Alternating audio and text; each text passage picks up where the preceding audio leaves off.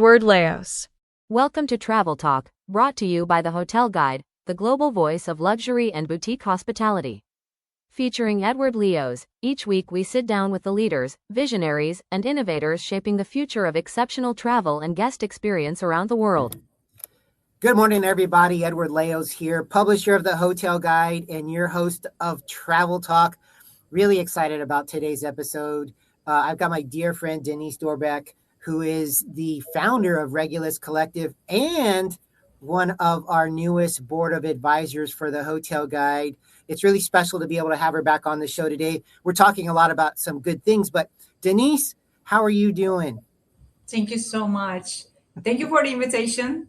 Beautiful sunny day in New York. It's freezing cold, but sun is up. I'm so happy. And you know what? It's always a good thing when we're able to connect and talk a little bit about hospitality, talk a little about what you're doing. And obviously, New York's one of my favorite cities in the world. So the moment you mention New York, I'm like, even if it was cold, I wish I was there right now.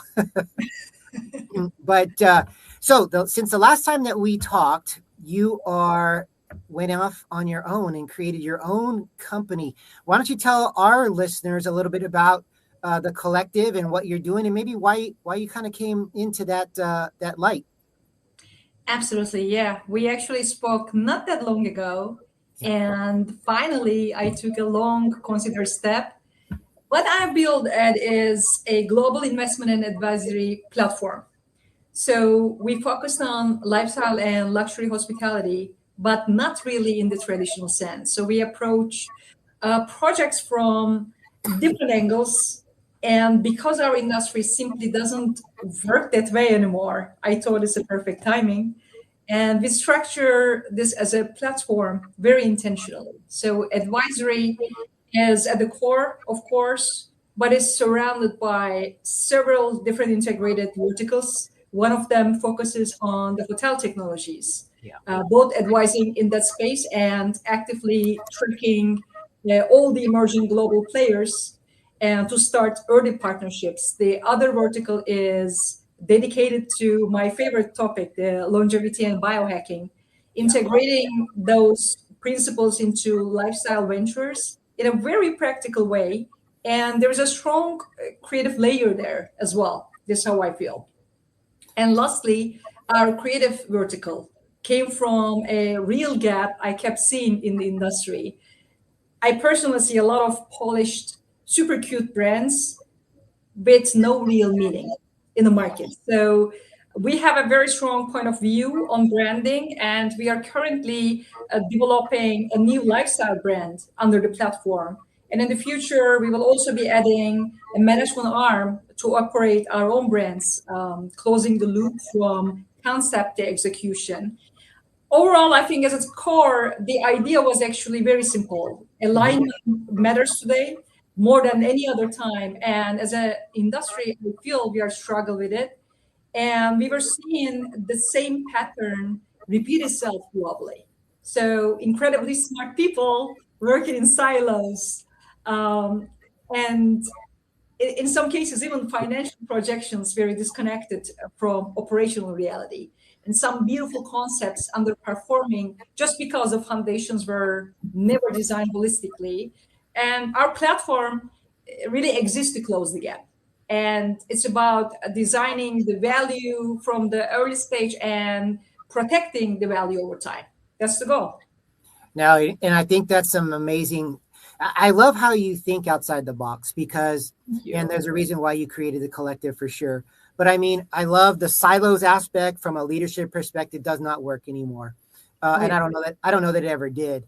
But the fact that you're able to take that and really make that a focal point of your collective and what you're trying to do.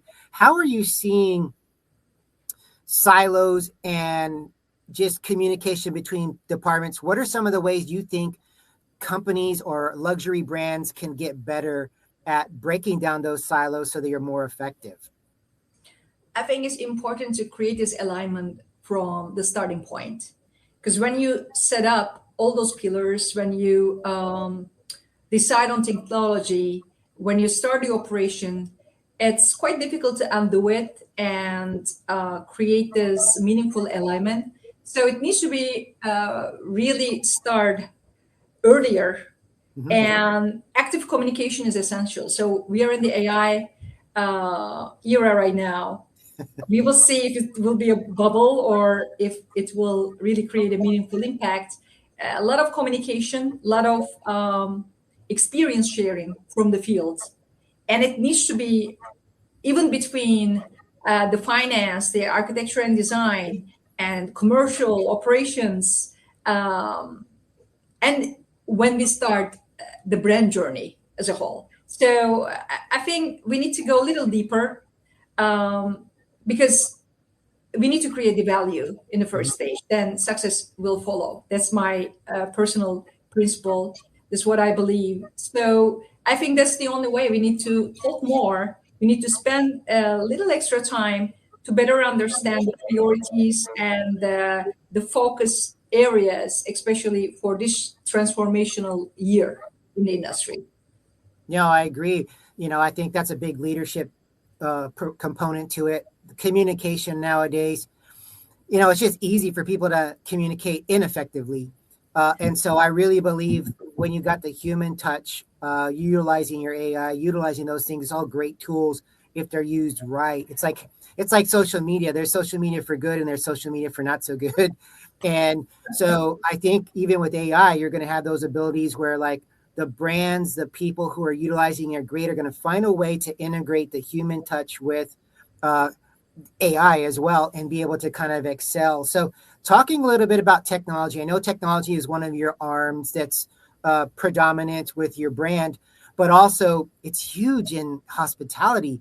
How are you seeing technology trends influence not only the hotels, but maybe even the guest, and how that's going in not only this year, but moving forward?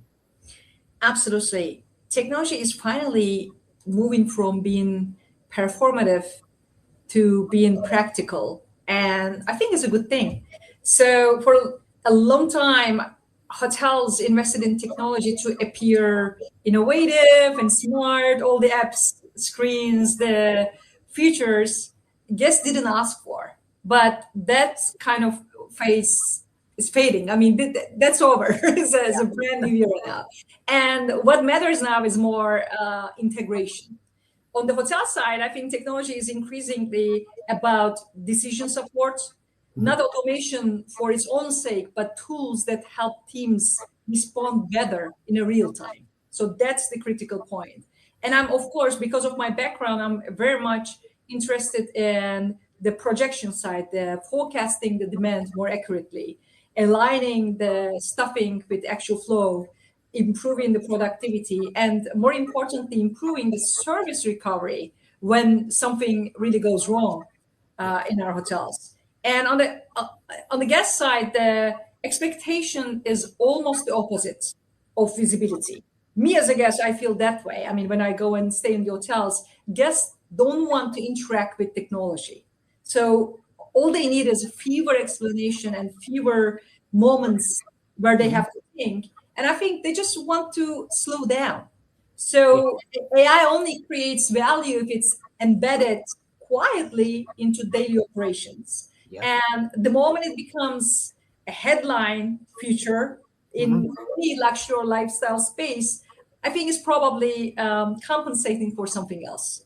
So I really believe hospitality is becoming less about impressing and show off and more about understanding. So if we can really implement the AI and the advanced technology that become part of the everyday life, almost like electricity is there, but we don't recognize, we use it, but, I think that's exactly what needs to be done. And it will take time. It's not going to happen overnight, that's for sure. No, definitely. And I love that electricity analogy there. That's very, very well thought out of. I mean, it's important. Like you said, you don't want to be an intrusive thing for your hotel guest. And they just want to, when I'm coaching people, one of my main principles is how can we eliminate hurdles? When you eliminate hurdles, you get more success, you get more repeatable success. And guests want that same thing. How can you eliminate those hurdles for me? They don't need to know the chaos and the nuances behind the scene. That's not their role. That's not why you go travel. You get that at home. You get that at work. So when you travel somewhere, that emotional connection, you want to have something that's different. And so I think I love that perspective on what you're saying. So we talked a little bit about hospitality trends for technology. Do you see any bigger trends with regards to luxury or boutique over the next year or so? Well, one thing I want to be very clear about, Ed, the most important trends right now are not the obvious ones. So everyone talks about the experiences, the wellness, personalization. The real shift is happening underneath that. Right now, I'm just doing a lot of research, reading tons of articles every day, just trying to keep myself very relevant in that space. What we have seen globally is a move from hospitality as stimulation and toward hospitality as regulation. So most of the guests are kind of overwhelmed by travel, by work. Life is getting really fast and constant exposure to data and content. I feel personally very tired of that. And they're actively choosing environments that feel predictable and calm. This is why the smaller, the residential scale hotels are quietly outperforming all the larger luxury assets in many markets. And in US, it's extremely visible. And there's also a strong redefinition of destination.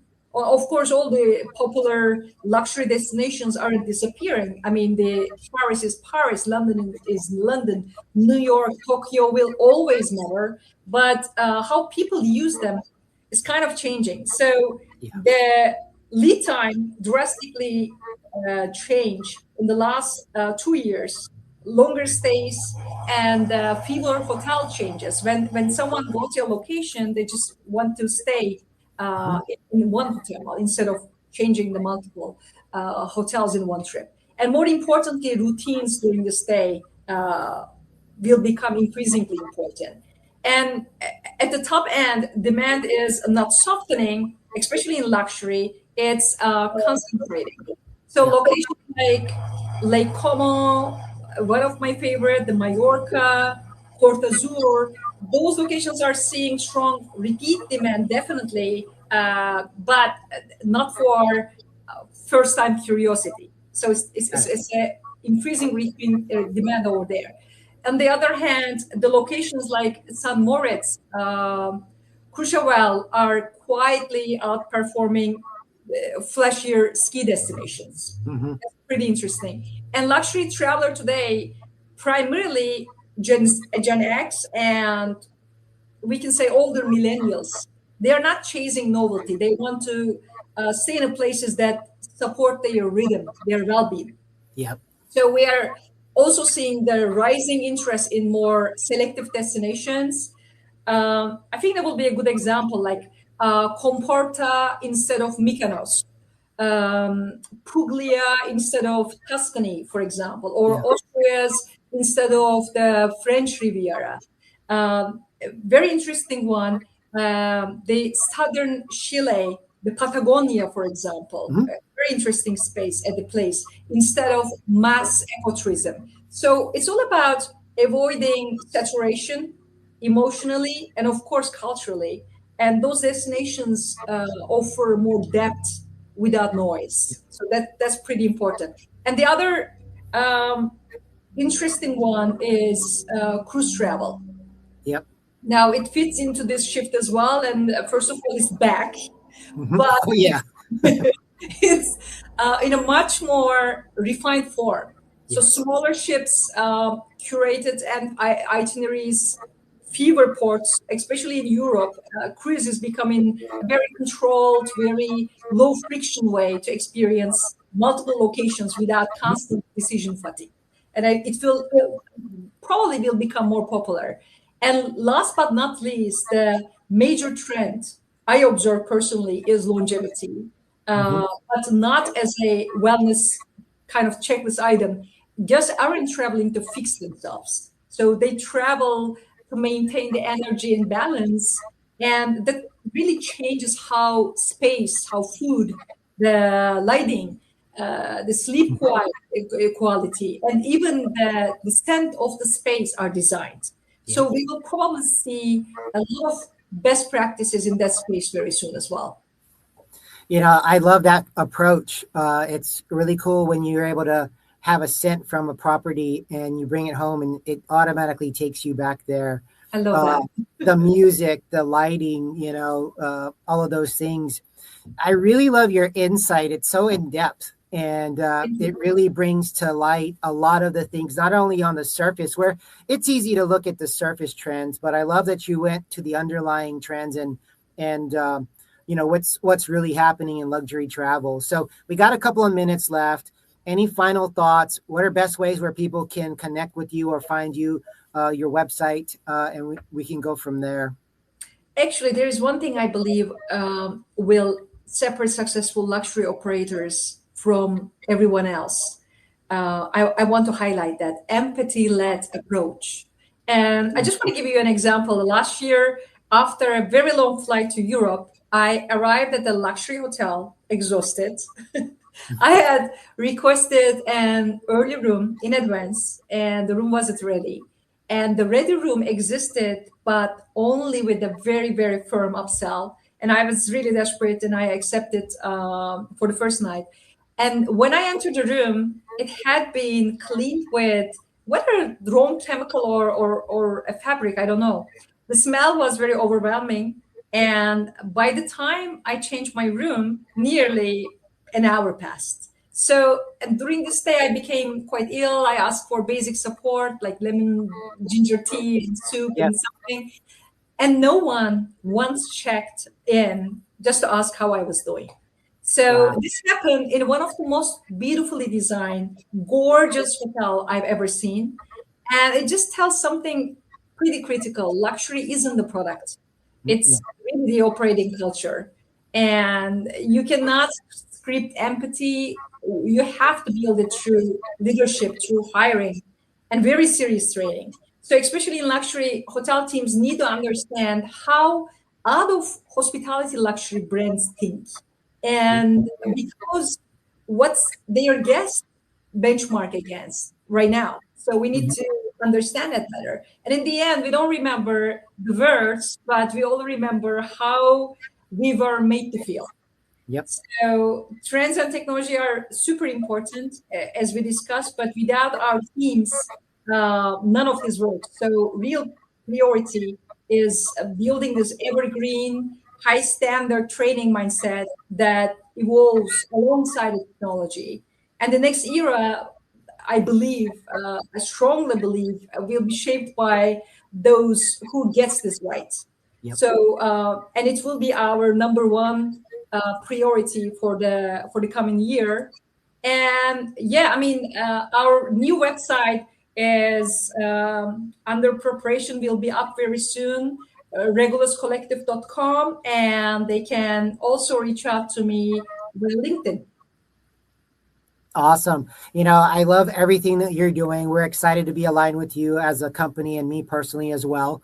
And you can see our visions just align automatically in talking about, we could probably have hours of a podcast here, but this won't be the last time for sure, because we both of us have a lot to talk about when it comes to hospitality and leadership and where everything's going. But it's been a pleasure, Deniz, having you on the podcast again. So thankful for you taking the time to be here today. Likewise, thank you so much. I'm a big fan of the podcast, and it was a great conversation. Thank you. Wonderful. Hey, to all of our listeners, readers out there, you know the drill. Follow us at thehotelguide.com. Like, subscribe, and share this, and check out Deniz's company if you're in the market for that kind of help as well. She's amazing at what she does and is going to be a game changer starting this year. So excited to have everyone. Again, travel, make memories, and until next time, everybody take care.